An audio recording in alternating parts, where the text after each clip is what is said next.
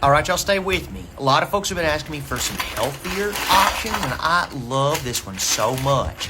First, we're going to start with literally 4 bags of broccoli florets, okay? 1, 2, 3, 4. You get them in your grocer's freezer, super easy.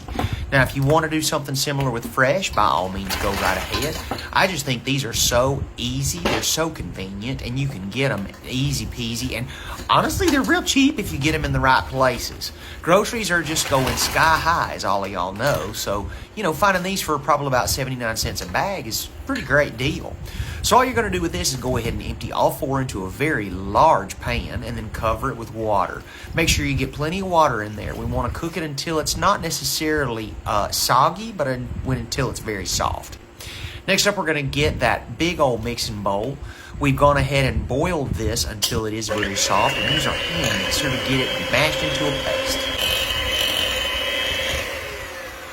Now then, once we've got that coarse paste made, we're going to go ahead and add an entire container of Parmesan cheese to it, okay? Yeah, exactly, the whole thing, don't be shy.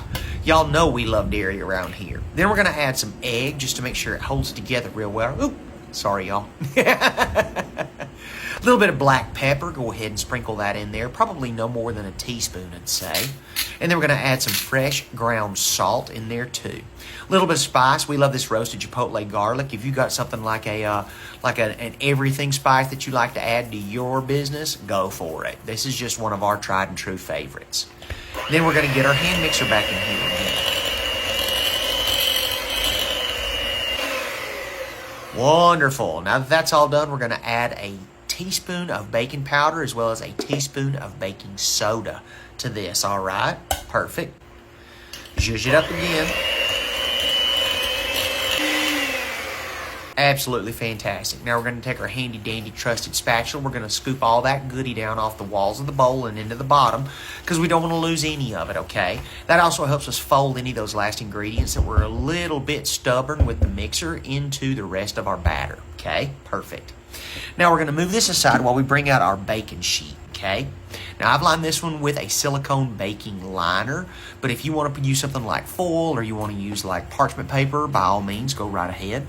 Then we're going to scoop out this paste that we've made out of our broccoli, and this is going to be our crust, okay? Again, go with me on this, friends. I know it's not necessarily what we're used to, but I promise you, it is so delicious. If you're watching things like carbs or calories or things like this, promise you, this is a wonderful way to go about getting yourself back on the straight and narrow. We're going to go ahead and make sure that we spread that real gentle and even-like to all the corners and all the sides. Perfect. Now we're going to go ahead and bake this at 400 degrees for about 15 minutes. Beautiful. Now what that's done is solidified. It's no longer a paste as much as it is sort of like a bread of sorts. Our Fiesta blend, you know we love it. We're going to go ahead and add a layer of that to this very carefully, making sure we distribute evenly. We don't want to get too heavy-handed with it, but we also don't want to be stingy. So go ahead and add a layer of that, okay? Now, we've used some of this already on another recipe we did earlier this week, so I'm going to just go ahead and dump the rest of it out here. Perfect. Now, if y'all haven't cooked with provolone before, it is absolutely one of my favorites. It is a softer white cheese. It stretches like a gem. It's not mozzarella necessarily, but it's something kin, I guess.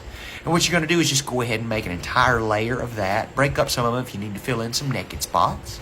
Back into the oven we go. Beautiful. Now, whenever that comes out, oh, now we've got it going. I wish you'd look at that, how gorgeous. So all you're going to do now is just cut this up into slices. We can use our pizza cutter. You can use a really sharp serrated knife, however you want to do it. And now we've got our own bread-free pizza. We've made the crust out of Parmesan cheese and vegetables. We've got our broccoli in there, and it is absolutely so much better for us. It is piping hot. It is packed with nutrients and vitamins, and it's just an easier, more palatable way to go ahead and get your greens in. Because I know if y'all are anything like me, it's hard to get all that in a day. Next up, we're going to use a little blue cheese dressing because, my goodness, if it's this healthy, are we even going to enjoy it? Of course we are, but we might as well add just a little extra flavor to it. Oh, I love it. It's so good. It takes me back to my days at school. So that's all there is to it, friends. It's quick, it's easy, and it is so delicious.